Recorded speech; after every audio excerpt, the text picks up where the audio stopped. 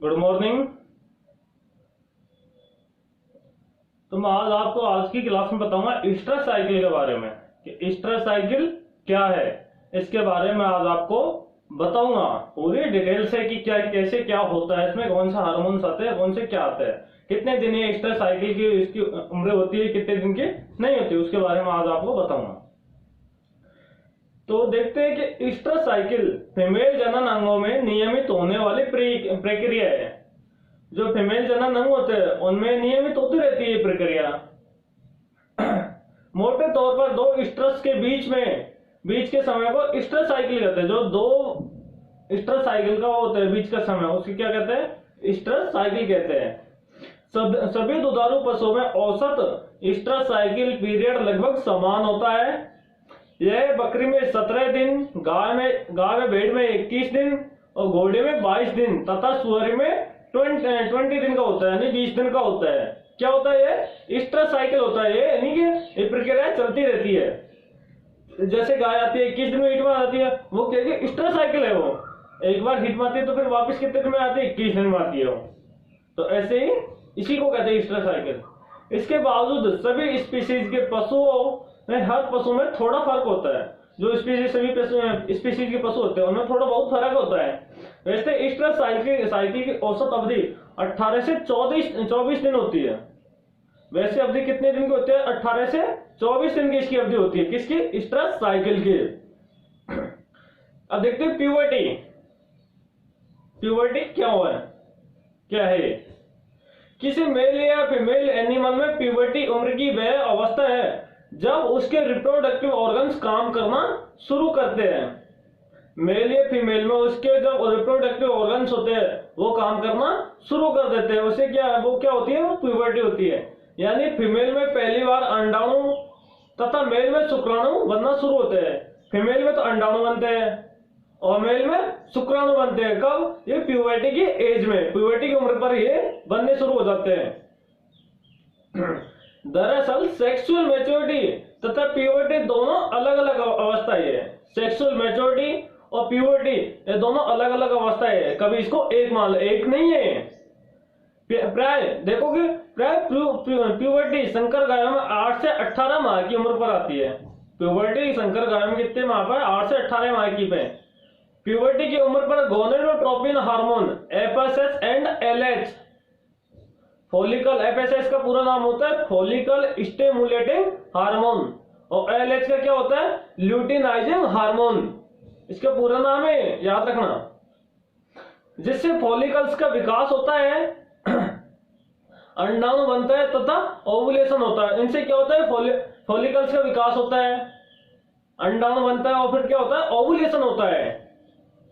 Puberty की उम्र वातावरण, उम्र, नस्ल, तापमान, प्रकाश अवधि, शरीर का वजन आदि पर निर्भर करती है। इन सभी पर ये प्यूबर्टी निर्भर करती है। कौन कौन से उम्र? एक क्लाइमेट है, वातावरण है, उसकी नस्ल है कौन सी है, टेम्परेचर देखते हैं और बॉडी वेट के अनुसार उसमें निर्भर करती है। एनिमल में प्यूबर्टी का आना उसकी उम्र के बजाय शरीर के वजन तथा रखरखाव पर ज्यादा निर्भर करती है। एनिमल पे नहीं है, एक तो उसका रखरखाव और एक उसका बॉडी वेट के अनुसार उसको उसमें निर्भर ज्यादा रहती है वो। अब संकर गाय में 8 से 18 तथा भारतीय देशी नस्ल की गायों में 24 से 30 माह की उम्र पर प्यूबर्टी आती है। अब देख लो, संकर में तो 8 से 18 माह पे आ गई, लेकिन देशी नस्ल की गाय है उन पे कितने माह? 24 से 30 माह की उम्र पर प्यूबर्टी आती है। कुछ देशी गायों में तो 36 से 48 माह में ऐसा होता है। कुछ देशी गाय ऐसी होती है 36 से 48 माह पे उसमें प्यूबर्टी की उम्र आती है, तब जाकर उनमें सेक्सुअल जो रिप्रोडक्टिव ऑर्गन्स है वो काम करना शुरू करते हैं।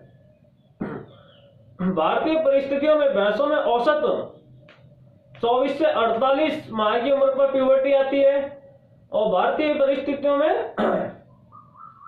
यह भी नस्ल और वातावरण पर निर्भर करती है। यह भी क्या है कि नस्ल और वातावरण पर निर्भर करती है। क्या? वैसे भी घोड़ी में 18 से 24 तथा बकरियों में 6 से 12 तथा भेड़ में 8 से 12 की उम्र पर प्यूबर्टी होती है। इतने माह पर ये प्यूबर्टी आ जाती है। कुत्तियों में नस्ल तथा रखरखाव पर काफी निर्भर करता है। जो बिच होती है, कुत्तियां होती है, डॉग फीमेल, उसमें क्या है, रखरखाव और रखरखाव पर काफी निर्भर होता है। फिर भी औसत 6 से 12 माह की उम्र पर प्यूबर्टी होती है उनमें भी। कितने माह पर? 6 से 12 माह की। एक मुर्गी औसत 6 माह की उम्र पर अंडे देना शुरू कर देती है। एक मुर्गी होती है, वो 6 माह की उम्र पर यानी कि वो अंडा देना शुरू कर देती है। अब देख लो मुर्गी में भी इतना टाइम लग रहा है, तो वो तो भैंस है जो 24 से 48 माह तो लेगी।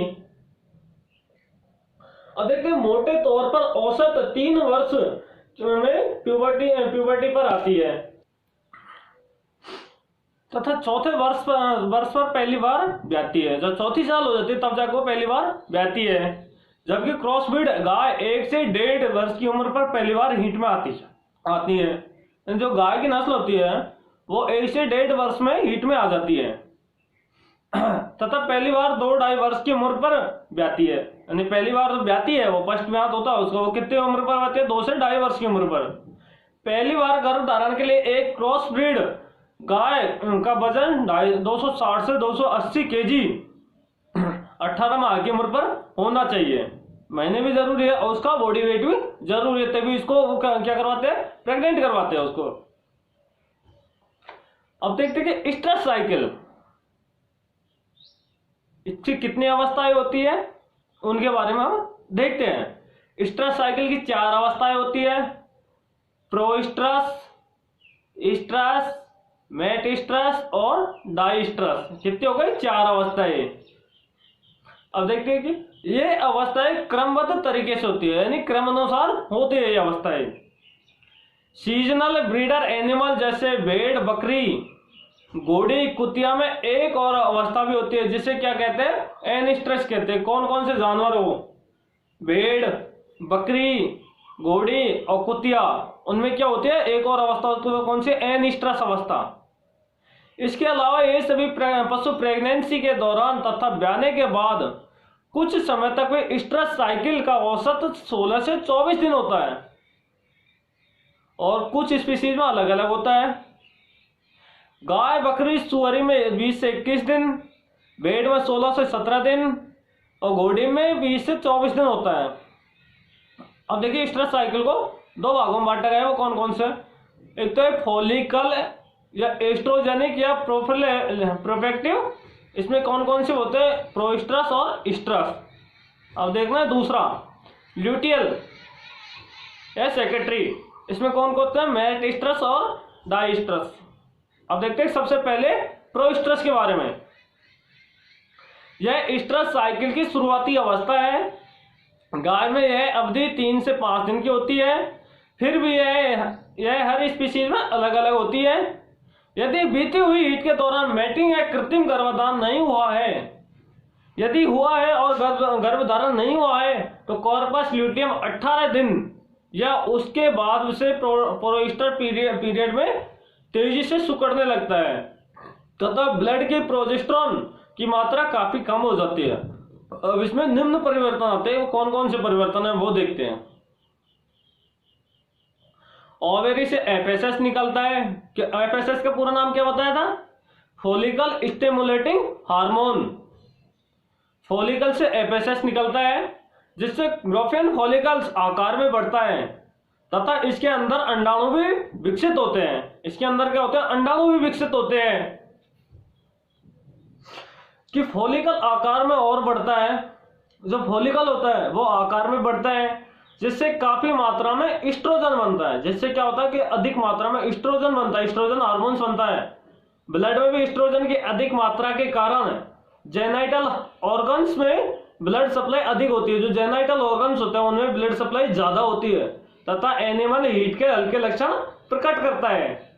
यूरिन में भी एस्ट्रोजन की मात्रा बढ़ जाती है तथा बलवा में भी एडिमा व सूजन हो जाती है। जो उसके बलवा होते हैं उनमें भी सूजन आ जाती है और उसके जेनाइटल ऑर्गन्स में ब्लड की सप्लाई बढ़ जाती है और यूरिन में भी एस्ट्रोजन की मात्रा बढ़ जाती है। सर्विक्स में धीरे धीरे ढीलापन आता है। जो सर्विक्स होती है उसमें धीरे धीरे ढीलापन आता है। सर्विक्स तथा वेजाइना की गॉबलेट कोशिकाओं में म्यूकस की काफी मात्रा होती है। जो बोलते हैं ना कि वो अपनी देशी भाषा में कि बाला दे रही है, डिस्चार्ज हो रहा है, उसे क्या बोलते हैं? उसका नाम क्या है? म्यूकस होता है वो। उसमें भी काफी मात्रा में वो निकलता है। यूट्रस के एंडोमेट्रियम में भी ब्लड सप्लाई अधिक हो जाती है। जो यूट्रस की एंडोमेट्रियम वो होती है भाग, उसमें भी क्या होता है कि ब्लड सप्लाई बढ़ जाती है। कुतिया में इस दौरान वेजाइना से ब्लीडिंग होती है, कि कुतिया होती है उसमें इस टाइम पे क्या होती है, ब्लीडिंग होती है। ब्लड में एस्ट्रोजन की मात्रा बढ़ने के साथ साथ एनिमल धीरे धीरे स्ट्रेस यानी हीट पीरियड में प्रवेश करती है, यानी कि धीरे धीरे वो हीट का पीरियड, हीट की अवधि होती है उसमें वो एंट्री कर जाता है। व्यवहार में भी बदलाव आता है तथा मेल पार्टनर के लिए को पाने के लिए आतुर रहती है। जो मेल पार्टनर होता है उसको पाने के लिए वो आतुर रहती है काफी। प्रोस्ट्रस पीरियड को बिल्डिंग अप पीरियड भी कहते हैं। प्रोस्ट्रस को कहते हैं, क्या कहते हैं, बिल्डिंग अप पीरियड भी कहते हैं, क्योंकि इस दौरान वेस्कुलेटरी मस्कुलर एक्टिविटी और म्यूकस सीक्रेशन बढ़ता है तथा रिप्रोडक्टिव सिस्टम को एपिथेलियल टिश्यू भी बनते हैं। इसमें ये होता है, किसमें, प्रोस्ट्रस में। अब देखते हैं कि स्ट्रस में क्या होता है। स्ट्रस वह अवस्था है जब फीमेल मेल को पाने के लिए आतुर रहती है, रेस्पेक्टिव, यानी कि बहुत तैयार रहती है वो मेल को पाने के लिए तथा मेटिंग के लिए तैयार खड़ी रहती है। दरअसल इसी अवस्था को हीट कहा जाता है। इसी अवस्था को क्या कहते हैं, हीट कहते हैं। इस पीरियड के दौरान मुख्य बदलाव निम्न होते हैं। वो कौन कौन से बदलाव आते हैं। फीमेल मेल को पाने के लिए आतुर गाय में एक दूसरे पर चढ़ना, ओवेरी पर बना हुआ ग्रोफियन फॉलिकल आकार में बड़ा और विकसित हो जाता है। फॉलिकल के अंदर अंडाणु में भी विकसित होता रहता है। सारे जेनाइटल ऑर्गन्स में ब्लड सप्लाई बढ़ जाती है। वेजाना की म्यूकस मेम्ब्रेन में भी ब्लड सप्लाई बढ़ जाती है, जिससे गुलाबी रंग अधिक गहरा हो जाता है। कि वेजाना में भी गॉबलेट कोशिकाओं से म्यूकस की मात्रा और बढ़ जाती है। जो म्यूकस की मात्रा है वो और ज्यादा बढ़ जाती है। वल्वा में ढीलापन आ जाता है, हल्की सूजन रहती है। वेजाना से म्यूकस नीचे तक लंबाई में लटका रहता है, रस्सी की तरह लटका रहता है, जो कि कांच की तरह साफ व पारदर्शी होता है। कांच की तरह बिल्कुल साफ होता है। वो क्या होता है, वो म्यूकस होता है, वो लटका रहता है। सर्विक्स में भी ढीलापन आता है तथा ओस खुली रहती है। सर्विक्स में ढीलापन आ जाता है और ओस खुली रहती है। हीपर की मेमरी ग्लैंड में ब्लड सप्लाई बढ़ने से तनाव आ जाता है। जो हीपर में ब्लड सप्लाई होती है उनमें भी तनाव आ जाता है मेमरी ग्लैंड में। अधिकतर स्पीशीज में ओवुलेशन स्ट्रेस यानी हीट के आखिरी में होता है, लेकिन बिल्ली, खरगोश, बंदर आदि में मैटिंग के बाद ही ओवुलेशन होता है। अब देखते हैं गाय में स्ट्रेस पीरियड खत्म होने के 10 से 12 घंटे बाद ओवुलेशन होता है, जबकि बकरियों में स्ट्रेस के बीच में घोड़ी में स्ट्रेस खत्म होने के 1 से 2 दिन पहले ओवुलेशन होता है। घोड़ी में क्या होता है, 1 से 2 दिन पहले ओवुलेशन होता है। अब देखते हैं मैट स्ट्रेस क्या है, किस तरह होता है मैट स्ट्रेस। कि स्ट्रेस के बाद आने वाला यह पीरियड 3 से 4 दिन का होता है। जो स्ट्रेस के बाद ये टाइम आता है, कितने दिन का होता है, 3 से 4 दिन का होता है। एस्ट्रोजन की मात्रा तथा प्रोजेस्टेरोन की मात्रा बढ़ाने की अवस्था होती है। एस्ट्रोजन की मात्रा तो कम करता है और प्रोजेस्टेरोन की मात्रा ये बढ़ाता है। इसमें क्या क्या परिवर्तन होते हैं वो देखते हैं। एलएच के प्रभाव से ग्राफियन फॉलिकल्स फटता है। जो उसमें ग्राफियन फॉलिकल्स होता है वो एलएच ल्यूटिनाइजिंग हार्मोन के प्रभाव से वो फट जाता है तथा अंडाणु यानी ओवम निकलता है। उसमें क्या निकलता है, ओवम निकलता, अंडाणु निकलता है फटने के बाद में। कार्पस ल्यूटियम बनते हैं, उसमें सीएल बनता है। गाय तथा बकरियों में इसी अवस्था में ओवुलेशन होता है। गाय और बकरी होती है, उन्हें जब ये फूटता है उसमें एलएच बनता है, तभी उसमें क्या होता है, ओवुलेशन होता है। इस पीरियड में लगभग 90% हीपर्स तथा 45% मैच्योर गायों में मैट स्ट्रेस ब्लीडिंग होती है। इस टाइम पे इसमें क्या होती है, ब्लीडिंग होती है। ऐसा प्राय स्ट्रेस के खत्म होने के 35 से 45 घंटे बाद गाय की पूंछ पर धब्बे के रूप में नजर आती है। क्या आती है, वो ब्लीडिंग आती है। लेकिन यह ब्लीडिंग गर्भधारण होने नहीं होने का संकेत नहीं है और न ही इसे स्त्रियों के में मासिक स्राव से जोड़ना चाहिए। ठीक है। और इस पीरियड के बाद गायों में डाइस्ट्रस पीरियड आता है, जबकि कुतिया जैसी सीजनल हीट में आने वाले एनिमल में एनिस्ट्रस अवस्था आती है। अन्य जानवरों में एनिस्ट्रस अवस्था आती है और कुछ में डाइस्ट्रस। अब देखते हैं कि डाइस्ट्रस क्या है। यह स्ट्रस साइकिल की सबसे लंबी अवस्था है जिसमें कार्पस ल्यूटियम पूरी तरह से मैच्योर होते हैं तथा काफी मात्रा में प्रोजेस्टेरोन हार्मोन बनता है। इसमें मुख्य परिवर्तन होते हैं। कौन कौन से परिवर्तन हो? एंडोमेट्रियम मोटी हो जाती है तथा यूट्राइन ग्लैंड आकार में बढ़ती है, सर्विक्स बंद हो जाती है तथा सर्वाइकल वेजाइनल म्यूकस भी बहुत ही कम मात्रा में निकलता है, जो भी क्या होता है, चिपचिपा होता है। वेजाइना की म्यूकस मेम्ब्रेन गुलाबी लाल से हल्की पीली हो जाती है। यदि गर्भधारण हो जाता है तो यह पीरियड एनिमल के ब्याने तक जारी रहता है तथा कार्पस ल्यूटियम भी काम करना शुरू कर देता है। अब इसमें कि गर्भाशय की म्यूकस में से प्रोस्टाग्लैंडिन PGF2 अल्फा हार्मोन बनता है, जिसके प्रभाव से कार्पस ल्यूटियम धीरे धीरे सिकुड़ता जाता है और प्रोजेस्टेरोन हार्मोन भी कम हो जाता है। इससे FSH बनता है, फॉलिकल स्टिमुलेटिंग हार्मोन बनता है और नए फॉलिकल बनने के साथ ही प्रोइस्ट्रस अवस्था शुरू होती है। जो नए हार्मोन बनते हैं उनसे क्या होती है, प्रोइस्ट्रस अवस्थाएं शुरू होती है। अब देखते हैं कि एनिस्ट्रस क्या होता है। कई पशुओं में एनिस्ट्रस होते हैं। यह वह अवस्था है जिसमें ओवेरी तथा दूसरे रिप्रोडक्टिव ऑर्गन्स शांत अवस्था में रहते हैं। इससे ओवेरी में कार्पस ल्यूटियम नहीं होता, वेजाइना की म्यूकस मेम्ब्रेन हल्की पीली होती है, सर्विक्स मजबूती से बंद रहती है तथा यूट्रस में कोई तरह का तनाव नहीं होता उसमें। ये क्या होती है, एनिस्ट्रस अवस्था होती है। अब देखते हैं कि गर्भावस्था में हीट, क्योंकि प्रेग्नेंट होते हैं उस टाइम पे वो हीट में आता है, उसके बारे में। गर्भधारण के बाद सामान्य एनिमल हीट में नहीं आता, लेकिन कुछ मामलों में गर्भधारण के बाद में भी एनिमल हीट में आता है। ऐसी अवस्था में प्रेगनेंसी डायग्नोसिस की पूरी तरह नॉलेज के अभाव से ही ऐसी हीट को रिपीट ब्रीडर मानकर कृत्रिम गर्भाधान द्वारा गर्भधारण करवाने की कोशिश से पहले ही गर्भधारण कर चुके एनिमल का अबॉर्शन हो सकता है। इससे कि कई बार अबॉर्शन हो जाता है। गर्भावस्था में एनिमल हीट में क्यों नहीं आता? कि कुछ गाय में गर्भधारण के बाद फॉलिकल्स बढ़ता जाता है, लेकिन इस पे ओवुलेशन नहीं होता। हालांकि कुछ ग्रोवियन फॉलिकल्स ओवुलेशन होने की अवस्था तक भी पहुंच जाते हैं। एक फॉलिकल्स लंबे समय तक बने रहते हैं। गर्भावस्था में के आखिरी महीनों में फॉलिकल्स की संख्या व साइज दोनों में कमी आती है। ऐसे प्लेसेंटा से प्रोजेस्टेरोन और एस्ट्रोजन के बनने से पिट्यूटरी ग्लैंड से गोनेडोट्रोपिन हार्मोन्स के कम होने से होता है। अब देखते हैं, गर्भावस्था में हीट आना गाय की ब्रीड या उम्र से प्रभावित नहीं होता। प्राय गायों में ऐसी गर्भावस्था के बाद 40 से 45 दिन अधिक होता है।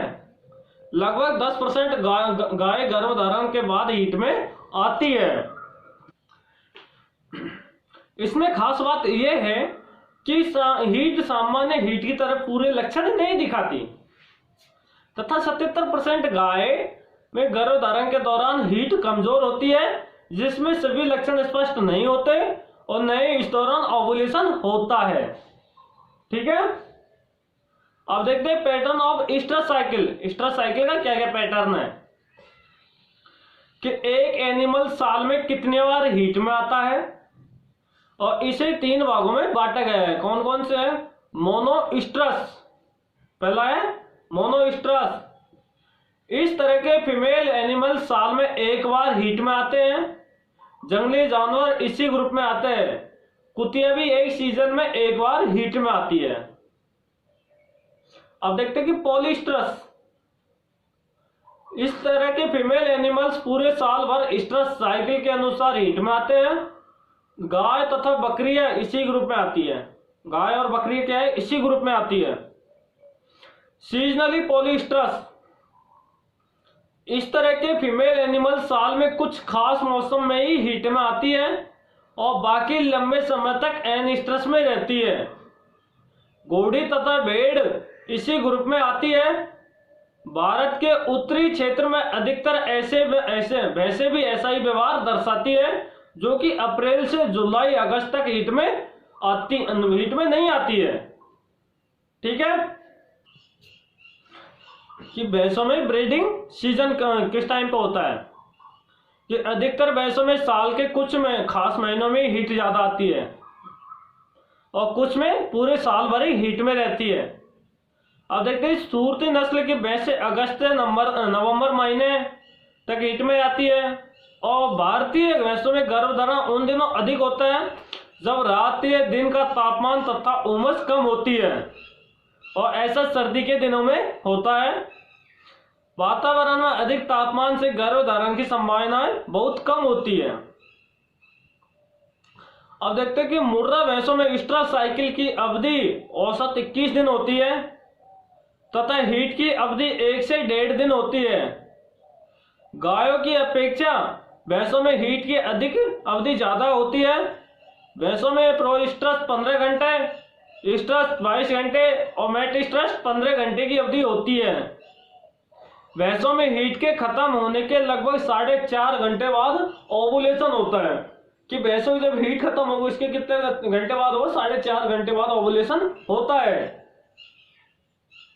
और मुर्रा भैंसें कब ज्यादा हीट में आती है, अक्टूबर और नवंबर माह में सबसे ज्यादा, और फरवरी से अप्रैल माह में सबसे कम भी आती है।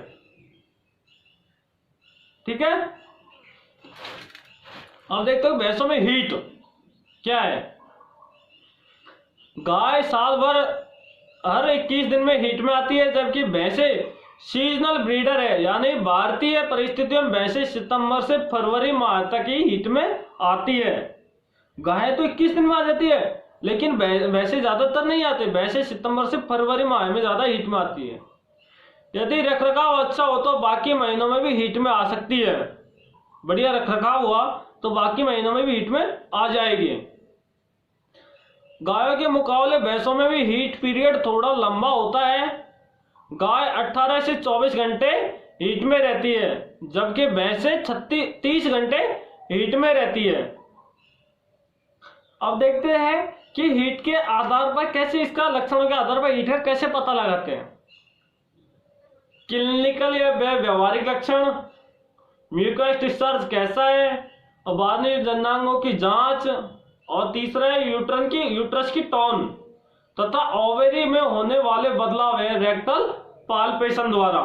इन द्वारा भी इसकी हीट का पता लगाते हैं। अब देखते हैं कि मैंने आपको पहले बताया था कि हीट के क्या क्या लक्षण है, कितनी अवस्था है और प्रत्येक हीट के क्या क्या लक्षण है, वो आपको मैंने बता ही दिए हैं। तो अब देखते हैं कि म्यूकस डिस्चार्ज कैसा होता है। जो उसमें म्यूकस डिस्चार्ज होता है वो कैसा होता है, कि हीट की शुरुआत व हीट के बीच के समय में म्यूकस डिस्चार्ज दिखाई देता है। हीट के आखिरी समय में डिस्चार्ज बहुत ही कम दिखाई देता है। हीट की जो आखिरी समय होता है उसमें म्यूकस बहुत कम दिखाई देता है। तो हीट की शुरुआत में सर्विक्स की ग्रंथियों में म्यूकस निकलता है।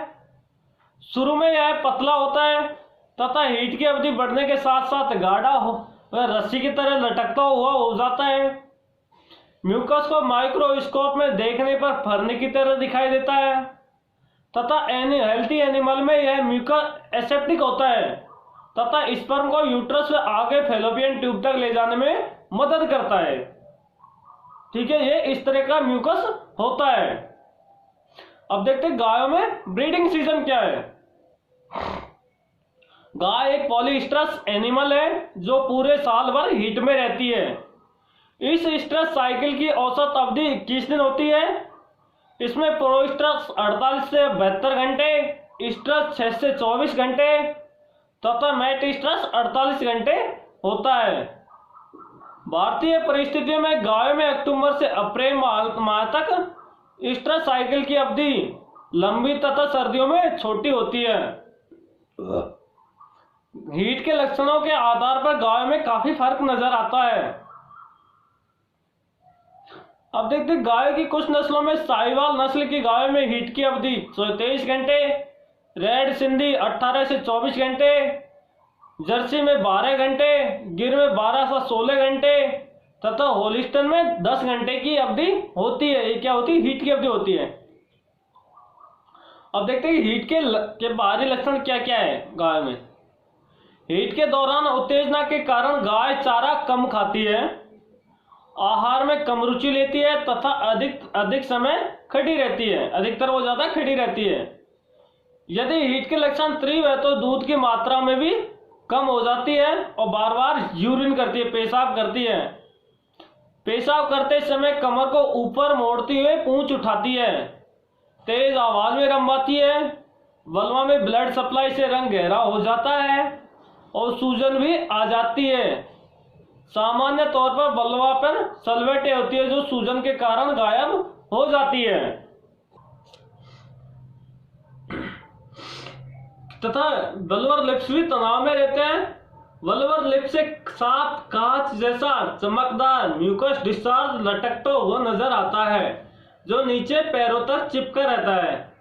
यह म्यूकस साफ रस्सी की तरह लटकने वाला बदबू रहित होता है कि ये बदबूदार होता है।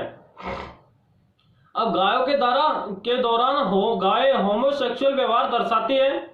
जो गाय हीट में होती है उसके ऊपर दूसरी गाय चढ़ती है तथा हीट वाली गाय भी दूसरी गाय पर चढ़ती है।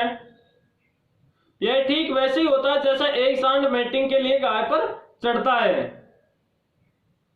ठीक है, अब देखते हैं कि गायों में हीट के दौरान यूट्रस में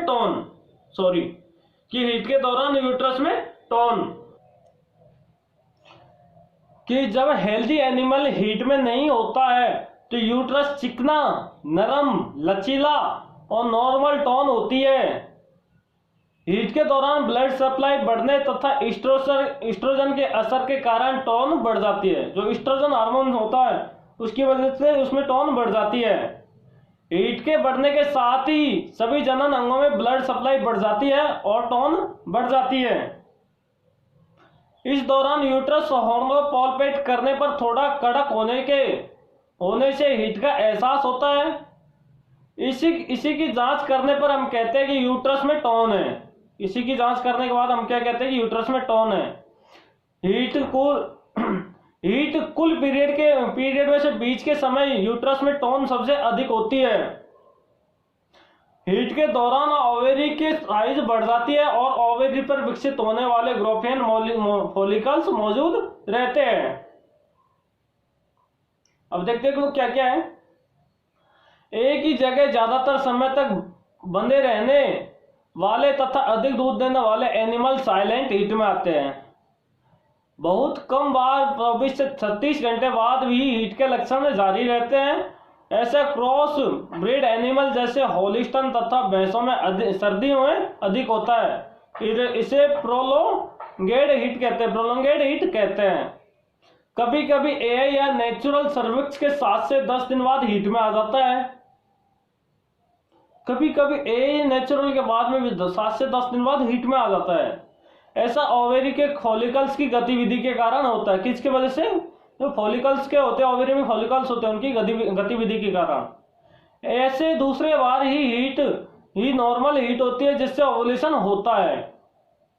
ठीक है, और कभी कभी हीट के लक्षण तो नॉर्मल प्रकट होते हैं, ईस्टर साइकिल भी नॉर्मल होती है लेकिन ओवुलेशन नहीं होता।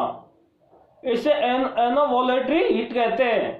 यदि ऐसी स्थिति में जल्दी ट्रीटमेंट नहीं किया जाए तो सिस्टिक ओवरी डेवलप हो जाती है। अब देखते हैं कि ईस्टर साइकिल को प्रभावित करने वाले कारण कौन कौन से होते हैं। कि वातावरण की परिस्थिति फीमेल एनिमल की पिट्यूटरी ग्लैंड्स की सक्रियता को प्रभावित करती है। हर स्पीशीज में इसका असर अलग अलग होता है। अब इसके 3 कारण हैं। कौन कौन से? वातावरण का तापमान, अधिक गर्मी या अधिक ठंड में एनिमल की सेक्सुअल एक्टिविटी कम हो जाती है। जब वातावरण का टेम्परेचर बहुत अधिक होता है तो गर्भधारण बहुत कम होता है क्योंकि इस दौरान थायराइड ग्लैंड की एक्टिविटी भी कम होती है। अधिक टेम्परेचर की वजह से गाय भैंस बकरी आदि जो नवजात पैदा करते हैं उनकी संख्या भी कम होती है। ऐसा वातावरण में गर्भधारण की संभावना तो कम होती है, लेकिन एम्ब्रियो की मौत की संभावना अधिक होती है। अब दूसरा होता है पोषण, न्यूट्रिशन। जन्म के बाद यदि पौष्टिक आहार की कमी रही तो एनिमल देरी से प्यूबर्टी की उम्र तक पहुंचता है, यानी पहली बार देरी में हीट में आता है, तथा गायों में ओवरी से ग्रोफियन फॉलिकल्स भी मैच्योर नहीं होते। इसी तरह फास्फोरस व अन्य मिनरल्स की कमी से भी हीपर हीट में नहीं आती। अब तीसरा है लाइट, प्रकाश। एक दिन में कितने घंटे एनिमल दिन में प्रकाश में रहता है, इसका भी स्ट्रेस साइकिल पर काफी असर पड़ता है। गायों में तेज सर्दी के दिनों में हीट में कुछ कमी रहती है, क्योंकि इन दिनों दिन में प्रकाश घंटों की कमी रहती है, तो इन चीजों से इन पे प्रभाव पड़ता है। ठीक है, और मैंने आपको बता ही दिया है, उनको आप देख लेना, पहली क्लास में बता दिया था कि हीट के क्या क्या लक्षण, कितनी अवधि होती है और क्या क्या लक्षण होते हैं प्रत्येक हीट के, वो मैंने आपको बता दिया है। ठीक है।